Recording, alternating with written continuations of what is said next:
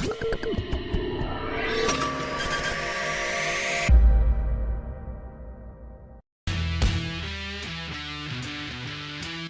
Razgatlioglu tidak akan berpartisipasi dalam tes resmi pertama World Superbike di sirkuit Jerez pada 22 sampai 23 Januari 2025 karena cedera. Tim Rocket BMW Motorrad masih bungkam terkait cedera yang dialami Razgatlioglu. Bahkan ada kabar bahwa mereka tidak boleh memberikan pernyataan resmi tentang situasi ini. Absennya Razgatlioglu di tes ini memunculkan banyak spekulasi di paddock WSBK. Namun, ia diharapkan bisa hadir di presentasi resmi tim Rocket BMW Motorrad pada 15 Januari 2025 di Berlin, di mana ia diharapkan dapat menjelaskan kondisi kesehatannya. Menurut rumor, Razgatlioglu mengalami cedera tangan saat latihan. Namun, detail tentang lokasi, tanggal, dan jenis latihannya masih belum jelas. Cedera ini datang di waktu penting bagi tim Rocket BMW Motorrad yang membutuhkan kebugaran sang juara untuk menjaga peluang di kejuaraan World Superbike 2025. Dengan total 57 kemenangan sepanjang karirnya, Razgatlioglu adalah sosok kunci bagi tim ini. Absennya Razgatlioglu di tes Jerez dikhawatirkan akan memperlambat adaptasinya dengan motor BMW M1000RR versi 2025. Motor ini diharapkan dapat bersaing dengan Ducati Panigale V4 dan Kawasaki ZX Puno RR versi 2025. Tim BMW berharap Razgatlioglu bisa kembali untuk tes resmi kedua di sirkuit Portimao pada 28 sampai 29 Januari 2025. Sementara itu, rekan setimnya, Michael van der Mark, akan menggantikan perannya di Jerez. Sebagai informasi, baik Razgatlioglu maupun van der Mark sudah pernah menguji BMW M1000RR versi 2025 pada November 2024. Pembalap tim Monster Energy Yamaha Alex Rins mengulas MotoGP 2024 sebagai salah satu musim paling buruk dalam karier balapnya. Setelah sempat meraih kemenangan bersama LCR Honda di MotoGP Amerika 2023, Alex Rins menghabiskan musim itu dengan istirahat karena cedera parah. Musim perdananya bersama Yamaha tidak berjalan dengan bagus, karena dampak cedera masih terasa ditambah performa motor yang kalah kompetitif dari para rivalnya. Salah satu hal yang bikin Rins frustrasi adalah kenyataan bahwa ia ikut balapan tanpa bisa menang. Sulit menerima bahwa kau ikut balapan, tapi sudah tahu tidak akan menang. Ini sangat rumit. Aku bahagia karena aku tidak menyerah. Tidak ada satu balapan pun di mana aku berpikir untuk tidak mau balapan, kata Rins dari paddock GP. Ayah satu anak ini merasa dirinya masih mendingan karena ternyata ada beberapa pembalap lain yang belak-belakan kepadanya ogah-ogahan atau malas ikut ke balapan di sirkuit tertentu. Mereka ogah-ogahan dan tidak niat balapan ke sana, gara-gara mereka sudah sangat tahu tidak akan tampil dengan baik di sana. Ada beberapa pembalap lain di grid yang berbincang denganku sepanjang musim. Dan ada dari mereka yang bilang sulit karena aku harus ke sirkuit itu. Atau musimnya lama sekali sih bagiku, karena aku tak punya kesempatan untuk menang, ungkap Rins. Rins tidak menampik hal semacam itu juga akan mempengaruhi mental pembalap, bahkan mental pembalap lainnya juga. Ia tidak menyalahkan atau menghakimi fakta semacam itu, namun ia memilih untuk memperbaiki mentalnya sendiri agar ia bisa survive di MotoGP. Francesco Bagnaia sudah memperkirakan bahwa MotoGP 2025 akan sulit namun menyenangkan. Pembalap Ducati itu tak menyembunyikan ambisinya mempertajam rekor 11 kemenangan tahun lalu.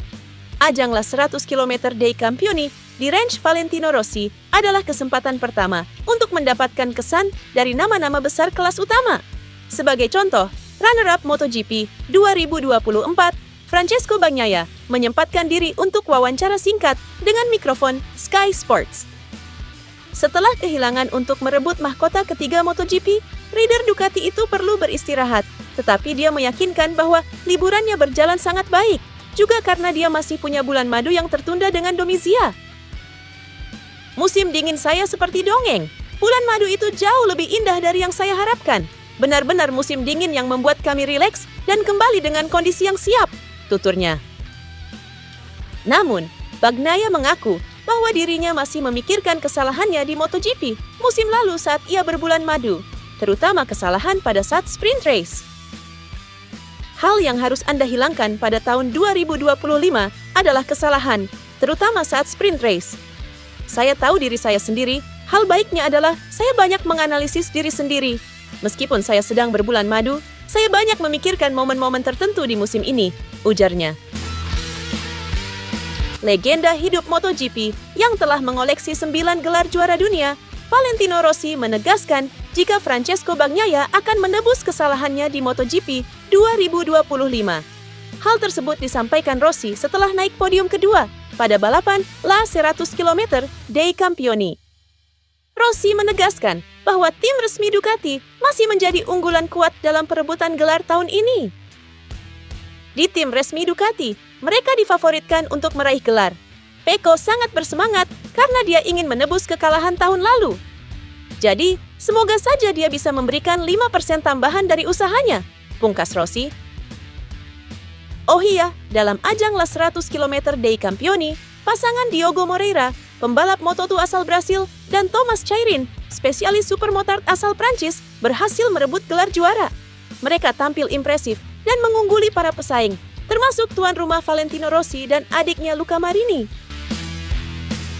Setelah pensiun dan beralih jadi test rider Honda, Alex Espargaro menjadi lebih dewasa, mengakui sifatnya yang temperamental di sirkuit membuatnya jadi tertekan sendiri.